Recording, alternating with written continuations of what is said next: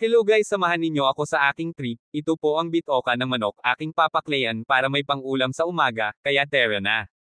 Ating hihiwain ang bitoka sa manok para matanggal natin ang kanyang dumi, para sumarap ang ating baklay, kagaya sa akin sobrang sarap, pero joke lang, sa mga gusto magbaklay dyan hihiwain ninyo para matanggal ang dumi at para sumarap ang ulam ninyo.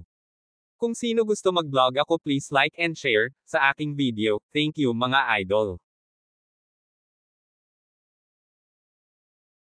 Ito ang dugo sa manok, ating hihiwain para isasama sa ating paklay. Kung mag-slice kayo mag-ingat po kayo para iwas tayo sa disgrasya.